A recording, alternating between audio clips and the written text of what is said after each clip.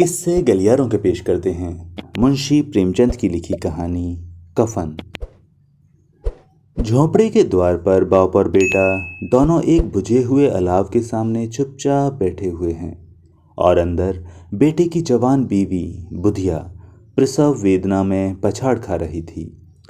रह रहकर उसके मुंह से ऐसी दिल हिला देने वाली आवाज़ निकलती थी कि दोनों कलेजा थाम लेते थे। जाड़ों की रात थी, प्रकृति सन्नाटे में डूबी हुई, सारा गांव अंधकार में लय हो गया था। घीसू ने कहा, मुझे मालूम होता है बचेगी नहीं, सारा दिन दौड़ते हो गया, जा देख तो आ। माधव चिढ़कर बोला, मरना ही है तो जल्दी मर क्यों नहीं जाती, देख कर क्या करूं। तू बड़ा बेदर्द है बे, साल भर जिसके साथ सुख चैन से रहा उसी के साथ इतनी बेवफाई। तो मुझसे तो उसका तड़पना और हाथ पांव पटकना नहीं देखा जाता। चमारों का कुनबा था और सारे गांव में बदनाम। घीसू एक दिन काम करता तो 3 दिन आराम करता। माधव इतना कामचोर था कि आध घंटे काम करता तो घंटे भर चिलम पीता, इसलिए उन्हें कहीं मजदूरी नहीं मिलती थी। घर में मुट्ठी भर भी अनाज मौजूद हो तो उनके लिए काम करने की कसम थी। जब 2-4 फाके हो जाते तो घीसू पेड़ पर चढ़कर लकड़ियां तोड़ लाता और माधव बाजार में बेच लाता, और जब तक वो पैसे रहते दोनों इधर उधर मारे मारे फिरते।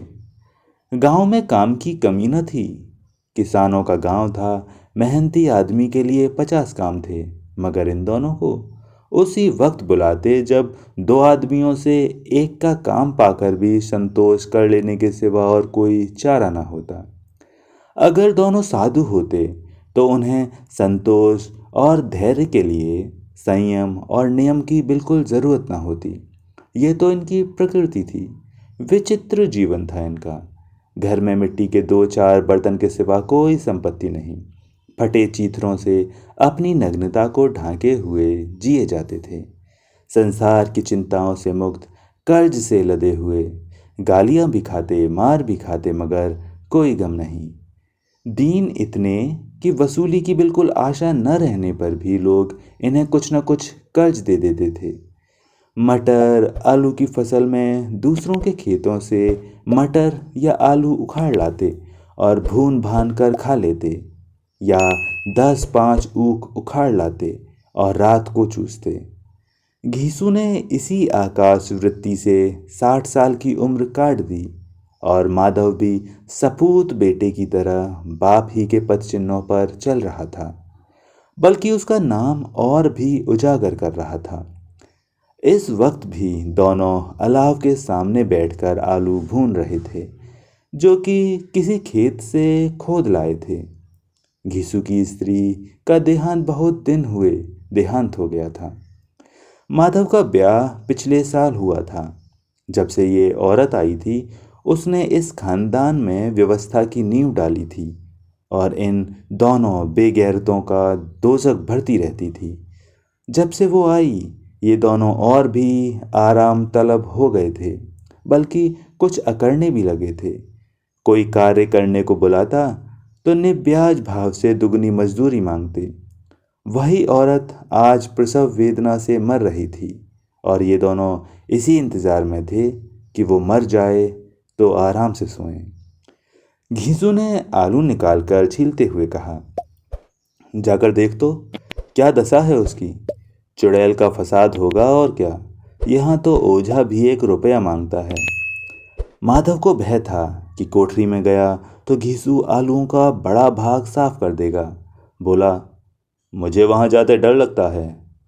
डर किस बात का है, मैं तो यहाँ हूँ ही। तो तुम ही जाकर देखो ना। मेरी औरत जब मरी थी तो मैं 3 दिन तक उसके पास से हिला तक नहीं, और फिर मुझसे लजाएगी कि नहीं। जिसका कभी मुंह नहीं देखा आज उसका उघड़ा हुआ बदन देखूं, उसे तन की सुध भी तो ना होगी। मुझे देख लेगी तो खुलकर हाथ पांव भी न पटक सकेगी।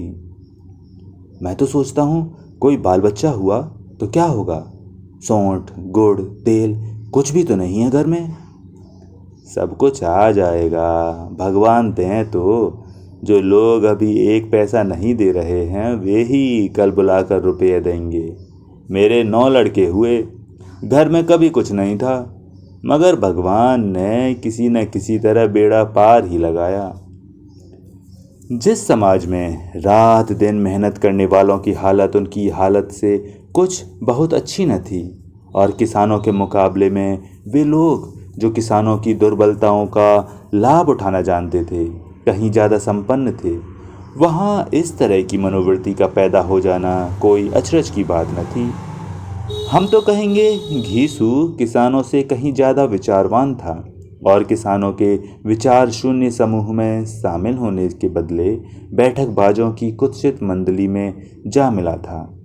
हाँ, उसमें ये शक्ति न थी कि बैठक बाजों के नियम और नीति का पालन करता। इसलिए जहाँ उसकी मंडली के और लोग गांव के सरगना और मुखिया बने हुए थे, उस पर सारा गांव उंगली उठाता था। फिर भी उसे ये तस्कीन तो थी ही कि अगर वो फटेहाल है तो कम से कम उसे किसानों की सी जी तोड़ मेहनत तो नहीं करनी पड़ती, और उसकी सरलता और निरीहता से दूसरे लोग बेजा फ़ायदा तो नहीं उठाते। दोनों आलू निकाल निकाल कर जलते जलते खाने लगे। कल से कुछ नहीं खाया था, इतना सब्र न था कि ठंडा हो जाने दें। कई बार दोनों की जबानें जल गईं।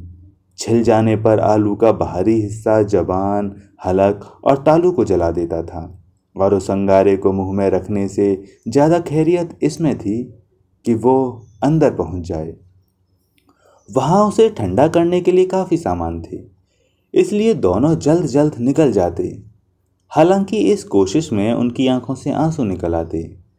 घीसू को उस वक्त ठाकुर की बारात याद आई जिसमें 20 साल पहले वो गया था। उस दावत में उसे जो तृप्ति मिला थी वो उसके जीवन में एक याद रखने लायक बात थी, और आज भी उसकी याद ताजी थी। बोला, वो भोज नहीं भूलता। तब से फिर उस तरह का खाना और भरपेट नहीं मिला। लड़की वालों ने सबको भरपेट पूड़ियाँ खिलाई थीं, सबको, छोटे बड़े सब ने पूड़ियाँ खाईं, और असली घी की चटनी, रायता और 3 तरह के सूखे साग, एक रसेदार तरकारी, दही, चटनी, मिठाई। अब क्या बताऊं कि उस भोज में क्या स्वाद मिला। कोई रोक टोक नहीं थी, जो चीज़ चाहो मांगो, जितना चाहो खाओ। लोगों ने ऐसा खाया कि किसी से पानी न पिया गया। मगर परोसने वाले हैं कि पत्तल में गरम गरम गोल गोल सुवासित कचौड़ियाँ डाल देते हैं। मना करते हैं कि नहीं चाहिए, पत्तल पर हाथ रुके हुए हैं, मगर वो हैं कि दिए जाते हैं। और जब सबने मुंह हाथ धो लिए तो पान इलायची भी मिली, मगर मुझे पान लेने की कहाँ सुध थी।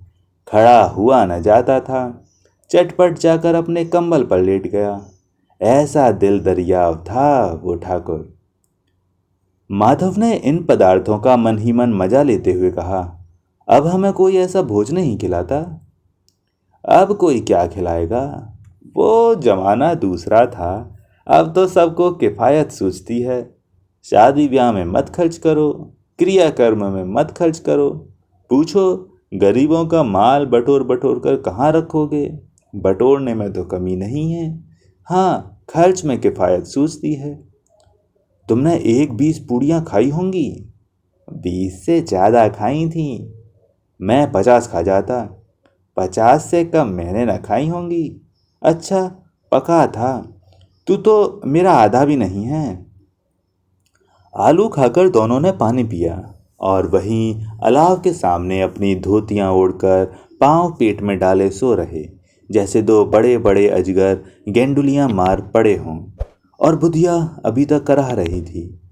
सवेरे माधव ने कोठरी में जाकर देखा तो उसकी स्त्री ठंडी हो गई थी। उसके मुंह पर मक्खियां भिनक रही थीं, पथराई हुई आंखें ऊपर टंगी हुई थीं, सारी देह धूल से लथपथ हो रही थी। उसके पेट में बच्चा मर गया था। माधव भागा हुआ घीसू के पास आया। फिर दोनों जोर जोर से हाय हाय करने और छाती पीटने लगे। पड़ोस वालों ने ये रोना सुना तो दौड़े हुए आए और पुरानी मर्यादा के अनुसार इन अभागों को समझाने लगे। मगर ज़्यादा रोने पीटने का अवसर न था। कफन की और लकड़ी की फिक्र करनी थी। घर में तो पैसा इस तरह गायब था जैसे चील के घोंसले में मांस। बाप बेटे रोते हुए गांव के जमींदार के पास गए। वो इन दोनों की सूरत से नफरत करते थे। कई बार इन्हें अपने हाथों से पीट चुके थे। चोरी करने के लिए, वादे पर काम पर न आने के लिए। पूछा, क्या है बे घिसिया, रोता क्यों है? अब तो तू कहीं दिखलाई भी नहीं देता। मालूम होता है इस गांव में रहना नहीं चाहता। घिसू ने जमीन पर सिर रखकर आंखों में आंसू भरे हुए कहा, सरकार, बड़ी विपत्ति में हूँ। माधव की घरवाली रात को गुजर गई। रात भर तड़पती रही सरकार। हम दोनों उसके सिरहाने बैठे रहे। दवा दारू जो कुछ हो सका सब कुछ किया, मुदा वो हमें दगा दे गई। अब कोई एक रोटी देने वाला भी न रहा मालिक। तबाह हो गए, घर उजड़ गया। आपका गुलाम हूँ। अब आपके सिवा कौन उसकी मिट्टी पाड़ लगाएगा? हमारे हाथ में तो जो कुछ था वो सब तो दवा दारू में उठ गया। सरकार ही की दया होगी तो उसकी मिट्टी उठेगी। आपके सिवा किसके द्वार पर जाऊं? जमींदार साहब दयालु थे, मगर घिसू पर दया करना काले कंबल पर रंग चढ़ाना था। जी में तो आया, कह दें, चल दूर हो जाए यहाँ से। यों तो बुलाने से भी नहीं आता। आज जब गरज पड़ी तो आकर खुशामद कर रहा है। हरामखोर कहीं का बदमाश। लेकिन ये क्रोध या दंड देने का अवसर न था। जी में कुड़ते हुए 2 रुपए निकाल कर फेंक दिए, मगर सांत्वना का एक शब्द भी मुंह से न निकला। उसकी तरफ ताका तक नहीं, जैसे सिर का बोझ उतारा हो। जब जमींदार साहब ने 2 रुपए दिए तो गांव के बनिए महाजनों को इनकार का साहस कैसे होता। घीसू जमींदार के नाम का ढिंडोरा भी पीटना जानता था। किसी ने 2 आने दिए, किसी ने 4 आने। 1 घंटे में घीसू के पास 5 रुपए की अच्छी रकम जमा हो गई। कहीं से अनाज मिल गया, कहीं से लकड़ी, और दोपहर को घीसू और माधव बाजार से कफन लाने चले। इधर लोग बांस बांस काटने लगे। गांव की नर्मदिल स्त्रियां आ आकर लाश देखती थीं और उसकी बेकसी पर 2 बूंद आंसू गिराकर चली जाती थीं। बाजार में पहुंचकर घीसू बोला, लकड़ी तो उसे जलाने भर को मिल गई है, क्यों माधव? माधव बोला, हाँ, लकड़ी तो बहुत है, अब कफन चाहिए। तो चलो कोई हल्का सा कफन ले लें। हाँ और क्या, लाश उठते उठते रात हो जाएगी। रात को कफन कौन देखता है? कैसा बुरा रिवाज है कि जिसे जीते जी तन ढांकने को चीथड़ा भी न मिले, उसे मरने पर नया कफन चाहिए। कफन लाश के साथ जल ही तो जाता है, और क्या है, और क्या रखा रहता है। यही 5 रुपए पहले मिलते तो कुछ दवा दारू कर लेते। दोनों एक दूसरे के मन की बात ताड़ रहे थे। बाजार में इधर उधर घूमते रहे। कभी इस बजाज की दुकान पर गए, कभी उसकी दुकान पर। तरह तरह के कपड़े, रेशमी और सूती देखे, मगर कुछ जचा नहीं। यहाँ तक कि शाम हो गई। तब दोनों न जाने किस दैवी प्रेरणा से एक मधुशाला के सामने जा पहुंचे और जैसे किसी पूर्व निश्चित व्यवस्था से अंदर चले गए। वहां जरा देर तक दोनों असमंजस में खड़े रहे। फिर घीसू ने गद्दी के सामने जाकर कहा, साहू जी, एक बोतल हमें भी देना। उसके बाद कुछ चिखोना आया, तली हुई मछली आई, और दोनों बरामदे में बैठकर शांतिपूर्ण पीने लगे। कई कुज्जियां ताबड़तोड़ पीने के बाद दोनों सरूर में आ गए। घीसू बोला, कफन लगाने से क्या मिलता, आखिर जल ही तो जाता, कुछ बहू के साथ तो न जाता।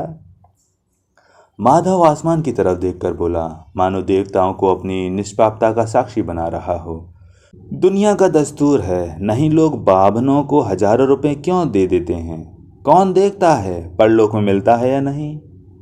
बड़े आदमियों के पास धन है, फूकें, हमारे पास फूकने को क्या है? लेकिन लोगों को जवाब क्या दोगे? लोग पूछेंगे नहीं कफन कहाँ है? घीसू हंसा, अबे कह देंगे कि रुपए कमर से खिसक गए, बहुत ढूंढा मिले नहीं। लोगों को विश्वास ना आएगा, लेकिन फिर वही रुपए दे देंगे। माधव भी हंसा, इस अनपेक्षित सौभाग्य पर। बोला, बड़ी अच्छी थी बेचारी, मरी तो खूब खिला पिलाकर। आधी बोतल से ज़्यादा उड़ गई। घीसू ने 2 सेर पूड़ियाँ मंगाईं, चटनी, अचार, कलेजियाँ। शराब खाने के सामने ही दुकान थी। माधव लपक कर 2 पत्तलों में सारे सामान ले आया। पूरा 1.5 रुपया खर्च हो गया। सिर्फ थोड़े से पैसे बच रहे। दोनों इस वक्त इस शान से बैठे पूड़ियाँ खा रहे थे जैसे जंगल में कोई शेर अपना शिकार उड़ा रहा हो। न जवाबदेही का खौफ था, न बदनामी की फिक्र। इन सब भावनाओं को उन्होंने बहुत पहले ही जीत लिया था। घीसू दार्शनिक भाव से बोला, हमारी आत्मा प्रसन्न हो रही है तो क्या उसे पुण्य न होगा? माधव ने श्रद्धा से सिर झुकाकर तस्दीक की, जरूर से जरूर होगा। भगवान तुम अंतर्यामी हो, उसे बैकुंठ ले जाना। हम दोनों हृदय से आशीर्वाद दे रहे हैं। आज जो भोजन मिला वो कभी उम्र भर न मिला। एक क्षण के बाद माधव के मन में एक शंका जागी। बोला, क्यों दादा, हम लोग भी एक न एक दिन वहां जाएंगे ही। घीसू ने इस भोले भाले सवाल का कुछ उत्तर न दिया। वो परलोक की बातें सोचकर इस आनंद में बाधा न डालना चाहता था। जो वहां हम लोगों से पूछे कि तुमने हमें कफन क्यों नहीं दिया तो क्या कहोगे? कहेंगे तुम्हारा सिर। पूछेगी तो जरूर। तू कैसे जानता है कि उसे कफन न मिलेगा? तू मुझे ऐसा गधा समझता है? 60 साल क्या दुनिया में घास खोदता रहा हूं। उसको कफन मिलेगा और बहुत अच्छा मिलेगा। माधव को विश्वास न आया। बोला, कौन देगा? रुपए तो तुमने चट कर दिए। वो तो मुझसे पूछेगी। उसकी मांग में सिंदूर तो मैंने डाला था। कौन देगा? बताते क्यों नहीं? वही लोग देंगे जिन्होंने अब की दिया। हाँ, अब की रुपए हमारे हाथ न आएंगे। ज्यों ज्यों अंधेरा बढ़ता था और सितारों की चमक तेज होती थी, मधुशाला की रोशनी भी बढ़ती जाती थी। कोई गाता था, कोई डींग मारता था, कोई अपनी संगी के गले लिपट जाता था, कोई अपने दोस्त के मुंह में कुल्हड़ लगाए देता था। वहाँ के वातावरण में सुरूर था, हवा में नशा। कितने तो यहाँ आकर एक चुल्लू में मस्त हो जाते थे। शराब से ज़्यादा यहाँ की हवा उन पर नशा करती थी। जीवन की बाधाएं यहाँ खींच लाती थी और कुछ देर के लिए ये भूल जाते थे कि वे जीते हैं या मरते हैं, या न जीते हैं न मरते हैं। और ये दोनों बाप बेटे अब भी मज़े से लेकर चुस्कियाँ ले रहे थे। सबकी निगाहें इनकी ओर जमी हुई थी। दोनों कितने भाग्य के बली हैं। पूरी बोतल बीच में है। भरपेट खाकर माधव ने बची हुई पूड़ियों का पत्तल उठाकर एक भिखारी को दे दिया, जो खड़ा इनकी ओर भूखी आंखों से देख रहा था और देने की गौरव, आनंद और उल्लास का अपने जीवन में पहली बार अनुभव किया। घीसू ने कहा, ले जा, खूब खा और आशीर्वाद दे। जिसकी कमाई है वो तो मर गई, मगर तेरा आशीर्वाद उसे जरूर पहुंचेगा। रोए रोए से आशीर्वाद दो, बड़ी गाड़ी कमाई के पैसे हैं।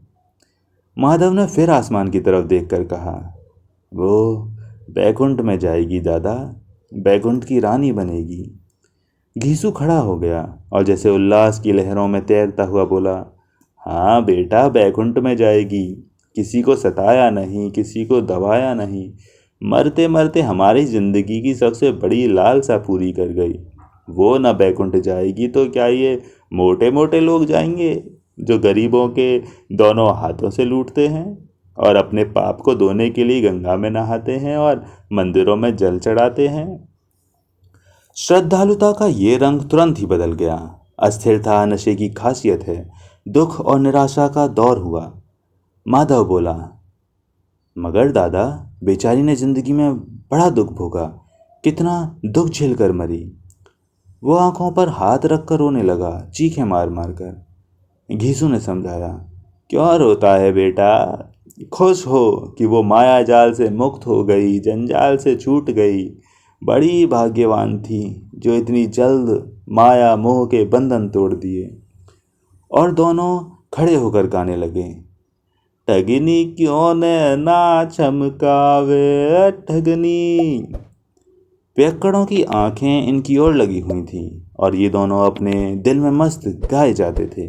फिर दोनों नाचने लगते, उछले भी, कूदे भी, गिरे भी, मटके भी, भाव भी बताए, अभिनय भी किए और आखिर नशे में मदमस्त होकर वहीं गिर पड़े। तो दोस्तों, ये थी कहानी कफन, लेखक मुंशी प्रेमचंद। उम्मीद करता हूँ आपको कहानी अच्छी लगी होगी। मिलते हैं किसी और दिन किसी नई कहानी के साथ। तब तक के लिए नमस्कार।